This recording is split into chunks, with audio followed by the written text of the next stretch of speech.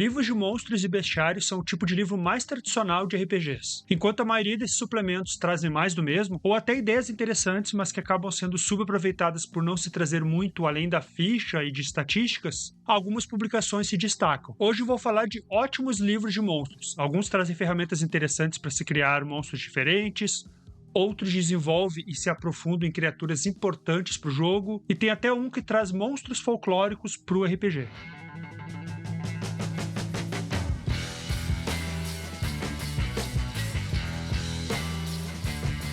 Para começar, vou falar do Monster Overhaul, que é definido como um bestiário prático. Além da ficha com estatística, cada monstro nesse livro tem duas características bem interessantes. A primeira é voz. Sim, se a fala da criatura será reverberante, arcaica e ameaçadora, como um Lich, ou gritante falando algumas poucas palavras desajeitadamente, caso das arpias, ou ainda polida e suave, como as lâminas. O que o monstro quer traz dos objetivos físicos, como devorar carne ou algum outro alimento que a criatura come, até machucar pessoas ou, no caso da medusa, ser deixada sozinha. Percebe que essas informações ajudam a imaginar melhor o monstro, e com elas o mestre consegue improvisar melhor o comportamento dos monstros que surjam em jogo. Mas para mim o grande diferencial desse livro é que cada monstro tem tabelas que complementam ele. Por exemplo, a aranha gigante tem a tabela O que a aranha está fazendo, que eu posso rolar um D10 e facilmente imaginar uma cena interessante, tipo drenando uma vítima recente ou fazendo uma dança do acasalamento. Essas tabelas auxiliares não são sempre a mesma coisa, elas variam bastante de acordo com o que tem a ver com o monstro em questão. O Lich, o morto mago superpoderoso e imortal, tem uma tabela com pronunciamento da perdição, tipo frase de efeito que o Lich pode dizer para os personagens jogadores, como seu desejo de ser um mártir foi percebido, ou você não vai viver para se arrepender dos seus erros. Outra tabela traz presságios que antevêm a chegada do Lich, como velhas feridas reabrem, cicatrizes antigas doem, ou vidros se deformam, racham ou quebram. Sei que você está gostando dessas ideias, então aí vão mais duas bem legais. O fantasma tem uma tabela com restrições,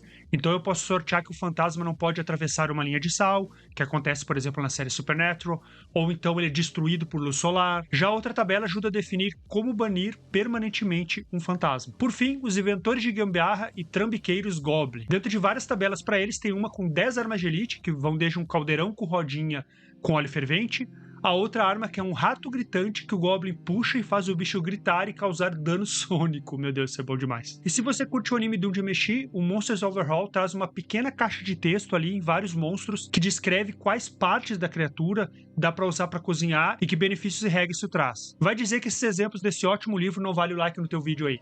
Já se inscreve aí no canal, ativa o sininho para receber mais vídeos sobre bestiários criativos. Minha próxima sugestão é o Breu, recém-lançado RPG brasileiro, que traz uma excelente mescla de um estilo de jogo voltado a SR com mecânicas mais modernas. Legal ainda que o Breu traz uma proposta de jogo de uma fantasia medieval voltada para um lado mais sinistro e aterrorizante. O capítulo Monstruário dentro do livro básico tem dezenas de monstros interessantes e úteis, de clássicos renovados a outros inéditos, além de um gerador útil, mas eu já falo do gerador. Para começar, cada monstro tem o tópico comportamento, que é bastante útil para imaginar como a criatura age ao ser encontrada, ou até para o mestre pensar em encontros. Por exemplo, o aglutinador é uma massa corpórea parcialmente humanoide, feita de pernas, braços, torsos e cabeça das pessoas que assimilou. Uma criatura bizarra que me parece uma mistura de hecatôncro mitológico com o abocanhador matracante. Também no comportamento diz que os aglutinadores são formados em locais onde houve um grande número de mortes, e isso já dá ideia bem legais de onde colocar esse bicho, tipo em um campo de batalha. Mas olha só outra possibilidade. Algum monstro muito poderoso, tipo um dragão, destruiu uma cidade. Os sobreviventes pensam que, ao menos, o pior já passou, né? O ataque do dragão já foi. Mas a quantidade de corpos locais poderia trazer um novo perigo,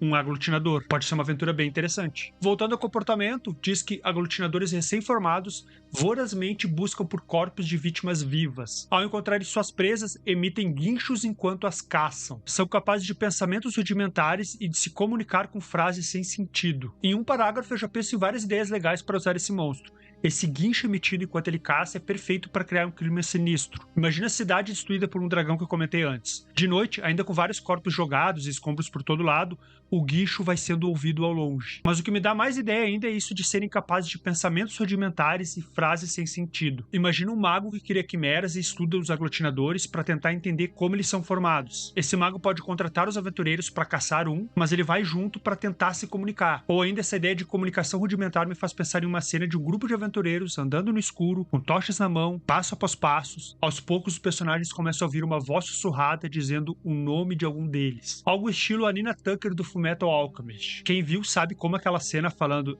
Edward é bem pesado. Já deu pra perceber que ter o tópico comportamento é ótimo para pensar em usos para os monstros. Outro exemplo, no comportamento da bruxa troca-garrafa, diz que ela é afável com aqueles a quem se afeiçoa, cruel com aqueles que desdenha e é quase impossível saber a qual desses grupos uma pessoa que a encontra pertence. Ela vaga pelos campos e áreas rurais sempre em busca de algo e disposta a iniciar uma barganha pelo que quer. A bruxa troca garrafas não luta fisicamente, mas se houver necessidade, usa suas garrafas para se proteger e fugir da melhor forma possível. Em 2 parágrafos explica esse monstro, o comportamento e inspira ideias também. Disposta a barganhar, é afável ou cruel, usa as garrafas e foge em seguida. E as garrafas que ela carrega na saia, tilintando com movimentos, são cheias de coisas que ela encontra no caminho, tendo também uma tabela de 1d20 opções que uma garrafa contém. E não são coisas genéricas ou mundanas. Pode ser a alma aprisionada de alguém, ou memórias de tempos antigos que vão para a cabeça de quem abriu a garrafa. Percebe que usar um monstro do breu não é um simples encontro de combate? As vulnerabilidades dos monstros também não são algo genérico. Pelo contrário, ajuda a detalhar a criatura. Gigantes têm como vulnerabilidade não conseguir aprender outros idiomas e terem movimentação lenta, enquanto o monstro estilo fungo cogumegente tem vulnerabilidade a frio, a luz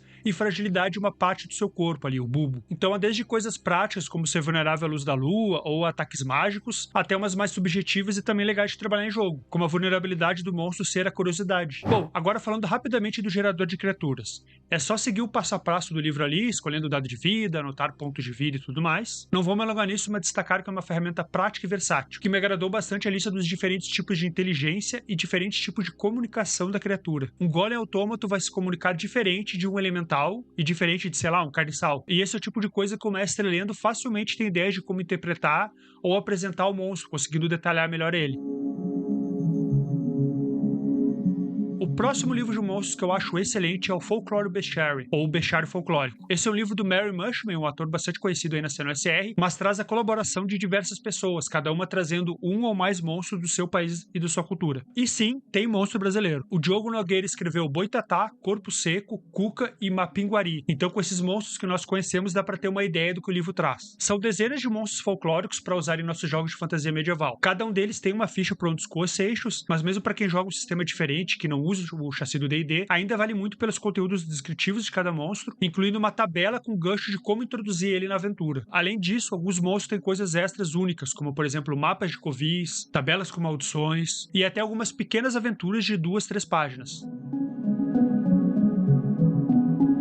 A editora Goodman Games tem uma série de livros de estilo alfabeto, e eu trouxe para esse vídeo Monster Alphabet, que é diferente da maioria dos livros de monstros. Ao invés de ficha ou monstros prontos, esse livro traz ideias de inspiração e ferramentas para criar monstros diferentes, incomuns, que diversifiquem campanhas de fantasia medieval, tudo organizado em letras do alfabeto. A para aquático tem um texto falando de predadores aquáticos e uma tabela para gerarmos aleatoriamente um monstro aquático. Diz para rolar um D4 para saber quantas vezes eu vou consultar essa tabela. Então digamos que eu tirei 3 no D4. Daí eu vou rolar um D12 por 3 vezes. Na primeira eu tiro 5, daí consultando a tabela vejo que diz: a criatura é formada de pura água. Submersa é praticamente invisível. No mundo seco deixa pegadas molhadas por onde passa. Jogando de novo tiro 2, que trata de que tipo de visão a criatura terá. Enquanto o último resultado, um 7, trata da pele da criatura. Digamos que eu role que terá escamas prateadas. Bom, eu tinha tirado antes que ela é formada de pura água e praticamente invisível na água, o que entra em conflito com escamas prateadas, mas daí eu vou adaptar isso aí. Posso fazer que ela fica, sei lá,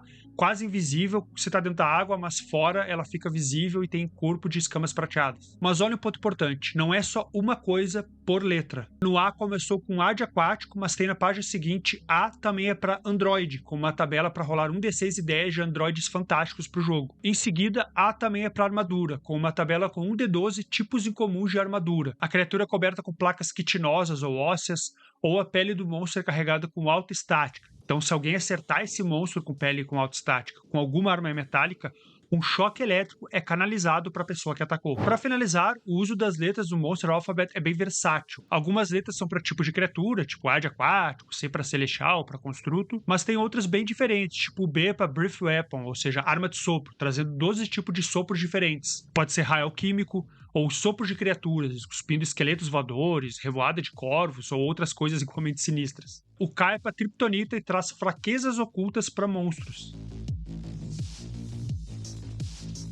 O próximo livro de monstros que eu trago é o Von Richard's Guide to the Created, focado em golems. Esse suplemento antigo para Ravenloft, o cenário clássico de D&D, apresenta detalhes sobre golems, a criatura criada, incluindo a psicologia, tipos diferentes de golems, detalhamentos sobre como criar, mas também inova porque ele traz muitos detalhes e informações para desenvolver o criador, a obsessão de uma pessoa ao criar uma criatura artificial e também o vínculo que existe entre ambos, que dá um aspecto de horror bem interessante. Vou deixar ligado o episódio do podcast Brainstormcast que falam desse livro e também de outro da linha que é focado em fantasmas.